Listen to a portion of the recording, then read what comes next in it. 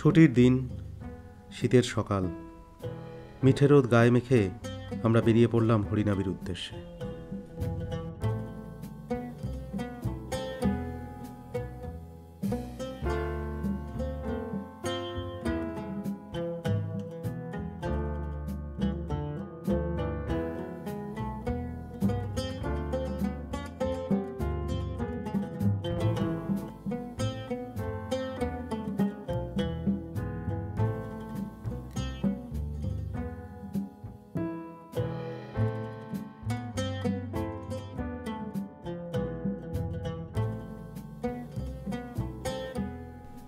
এই নাটক, প্রহসন বা গদ্যের বইগুলো যার লেখা, বুঝতেই পারছেন তিনি রামনারায়ণ তর্করত্ন, যাকে তখন অনেকেই ডাকতেন নাটকে রামনারায়ণ বলে।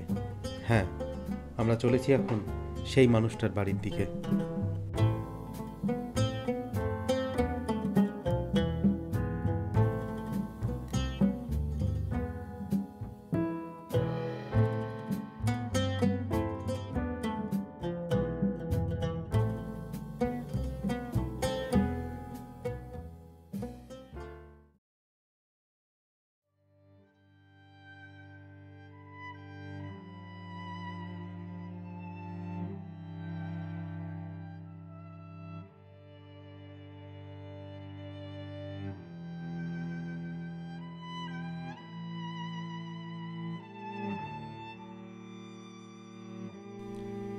দক্ষিণ ২৪ পরগনার রাজপুর থেকে বারুইপুরের দিকে সামান্য এলেই হরিনাবি মোড়।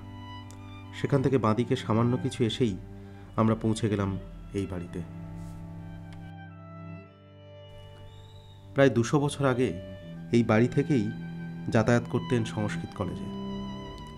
এরপর ২৭ বছর ওই কলেজেই তিনি অধ্যাপনা করেন, লেখেন প্রচুর নাটক, প্রবন্ধ এবং প্রহসন। তার সবচেয়ে বড় কৃতিত্ব বাংলা ভাষায় প্রথম মৌলিক কাহিনী নিয়ে নাটক রচনা করা। কুলীন কুলসর্বস্ব নামের সেই নাটক একাধিকবার মঞ্চস্থ হয়েছিল কলকাতার বিভিন্ন অভিজাত বাড়িতে।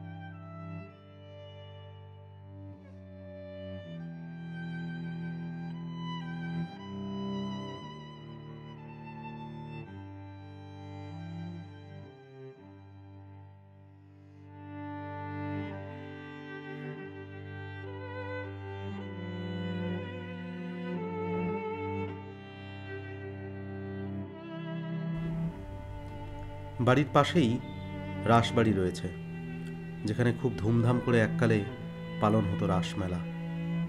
আজ সব ধ্বংসের মুখে। পাশেই রয়েছে জরাজীর্ণ মরচে ধরা সুবিশাল লোহার রথ, যা এক সময় অসংখ্য ভক্ত সমাগমের মধ্যে দিয়ে টানা হতো। এই পরিবারের বর্তমান এক সদস্য জানালেন, বাড়ির আয়ু আর বেশি দিন নয়। আর্থিক অনটনের কারণে তারা বাধ্য হচ্ছেন পুরো চত্বরটা প্রমোটারের হাতে তুলে দিতে। ঐতিহ্যকে নিশ্চিহ্ন করে এখানে গড়ে উঠবে বহুতল। সরকারি বা বেসরকারি কোনো তরফেই ২৫০ বছরের পুরনো এই বাড়িটাকে বাঁচিয়ে রাখার উদ্যোগ আর নেওয়া গেল না।